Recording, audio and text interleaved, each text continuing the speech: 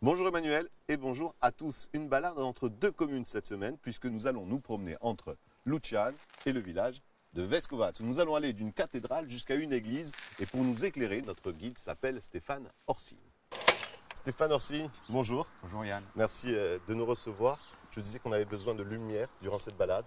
Une balade qui commence devant la canonique, devant la cathédrale de Marianne. Alors c'est vrai que pour nous, le commun des mortels, on va dire, on appelle ça l'église de la canonique. En fait, ce n'est pas une église, c'est une cathédrale qui a une importance exceptionnelle ici. Oui, c'est le siège de l'évêché de Marianne, l'un des 5 ou 6 évêchés de la fin de l'Antiquité ou du Moyen-Âge en Corse. Et donc là, c'était le centre de pouvoir de ce territoire, de ce diocèse qui, grosso modo, occupait le nord-est de la Corse. Aujourd'hui, la route passe juste à côté. Quand on croise cette cathédrale, on a l'impression qu'elle est posée là par hasard. Pas du tout. Elle est le fruit d'une longue histoire, bien antérieure à sa création, qui est du XIIe siècle. Elle est là parce qu'on a une église plus ancienne et parce qu'aussi on a un site antique, un site archéologique aujourd'hui, mais une ville corse-romaine. Alors justement, ce site archéologique, concrètement, là, on est où? Là, on est dans l'une des rues de la ville. Alors la ville était composée de rues parallèles et de rues perpendiculaires. Et on est dans un endroit que les spécialistes, lors de la découverte, ont appelé une rue à boutique, une rue à portique. Il y avait la rue et puis de chaque côté des espèces d'allées, de trottoirs, couverts, et les maisons et les habitations et les échoppes des artisans. Donc là, c'était quoi alors? Là, c'est la basilique paléochrétienne, donc la première construction chrétienne de la ville corso-romaine, donc antérieure à la cathédrale de Marianne. Probablement fondée, les spécialistes ne sont pas trop d'accord, entre la fin du 4e, on va dire, et le 5e siècle. Pourquoi aujourd'hui ça a été abandonné? Enfin aujourd'hui, pourquoi à un moment donné ça a été abandonné? Pour deux raisons principales. D'abord des raisons, on va dire, politiques. Il y a eu les grandes invasions à la fin de l'Antiquité. Et puis après aussi des rivalités entre Pise et Gênes. Et puis aussi, surtout, pour des choses que les gens ont connues, même à une période assez proche de nous, le paludisme qui empêchait la vie à l'année sur place. Donc en gros, on a quitté les côtes à cause des invasions et à cause du paludisme. Aujourd'hui, c'est assez calme.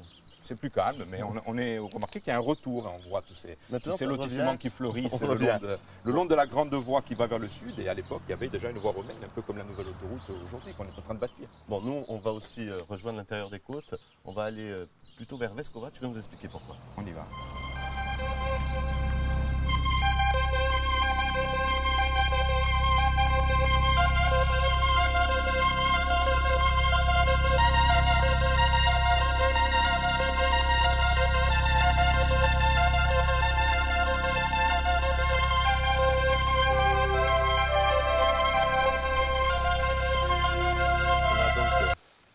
Les invasions et le paludisme de la plaine pour monter à Vescovac, mais on s'arrête en chemin. Explique-nous. Eh bien là, on est sur une position intermédiaire, une position de repli. Les chroniques du Moyen-Âge nous expliquent que les évêques de Marianne se sont enfuis donc de la ville et se sont d'abord installés ici au lieu des Cortecat qui est derrière nous, qui est cette collinette où probablement ils avaient un point d'appui fortifié. Et ils occupaient aussi cette chapelle de San Miguel, chapelle romane édifiée à la fin du Xe ou au début du XIe. La FAGEC, qu'est-ce que c'est? La FAGEC, c'est une fédération d'associations et groupements pour les études corses, c'est le sigle. C'est une fédération qui existe depuis maintenant plus de 40 ans et qui s'occupe d'études et de valorisation du patrimoine et notamment des églises romanes de Corse. Bon, concrètement, si on est une association qui travaille sur le patrimoine, on peut adhérer? Bien sûr. Voilà, vous fédérez toutes les associations? On met des moyens à disposition, une équipe technique sur le terrain, des publications pour rendre compte des travaux ou des manifestations. Tu dis on, concrètement, toi tu fais quoi au sein de la FAGEC? Moi je suis animateur, donc je m'occupe évidemment de montage des dossiers et puis tout ce qui est le volet animation, les conférences, les sorties semestrielles et puis aussi de plus en plus on s'occupe des scolaires. Des scolaires que tu emmèneras peut-être ici, alors il y a en cours de restauration, c'est le point intermédiaire. C'est-à-dire qu'à une certaine époque, ici il y avait des habitations, elles reviennent aujourd'hui, mais à une certaine époque, ces habitations sont reparties. Explique-nous le principe. Ici, probablement, il y avait un habitat assez ouvert, des petites maisons, des petites cabanes peut-être, et c'était leur lieu de culte, c'est là qu'ils allaient à la messe. Et puis, à partir sûrement du XIIe ou probablement du XIIIe siècle, il y a un mouvement général en Europe et en Corse aussi qu'on peut suivre, de regroupement de l'habitat, de concentration de l'habitat. Autour d'un point fortifié, d'un petit château. Un Castellamento, on appelle ça. Eh bien, on va aller voir le Castellamento de Vescovac. On y va.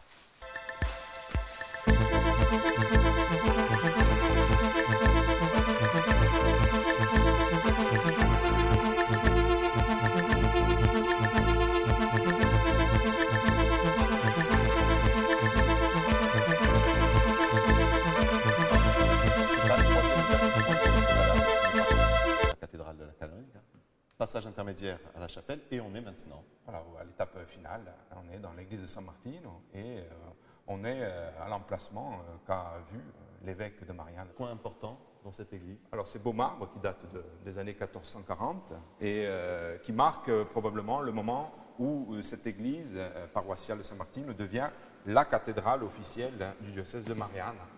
Jusqu'en 1570, date où elle est transférée le siège est transféré à Bastia. Voilà, le siège épiscopal est passé en fait donc de la cathédrale de la Canone. Oui. Elle est montée ici. Et est retournée après à Bastia une fois que la ville a été fondée, puisque la ville de Bastia a été fondée bien plus tardivement que le village de Vescovato, qui date du XIIIe siècle. Mais à chaque fois, c'est souvent ça. C'est la cathédrale, l'église qui s'installe et ensuite les habitations qui viennent se greffer avec le château, avec les seigneurs. Oui, alors parce que l'église, évidemment, l'église est en 2050, elle est bien antérieure au XIIIe siècle à l'arrivée de ce fameux Opizo Pernige qui était évêque de Marianne. Stéphane, on sort de l'église, face à nous, le village de Vescovato, magnifique. Cette région comporte beaucoup de lieux à mettre en avant, mettre en valeur.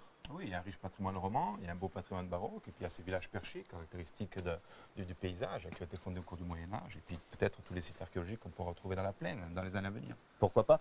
Au niveau de la FAGEC, vous avez senti une prise de conscience pour essayer justement de plus préserver, de plus restaurer? Il y a aussi le fait que les communes se groupent en communautés de communes, c'est assez bénéfique pour l'aspect patrimonial, et on sent qu'il y a des choses à faire, d'une part préserver, mais aussi se servir de ce patrimoine pour le développement durable des territoires. Touristique et économique, pourquoi pas? Bien sûr. Ça nous donne bon espoir. J'espère. À bientôt. Au revoir Yann. Au revoir.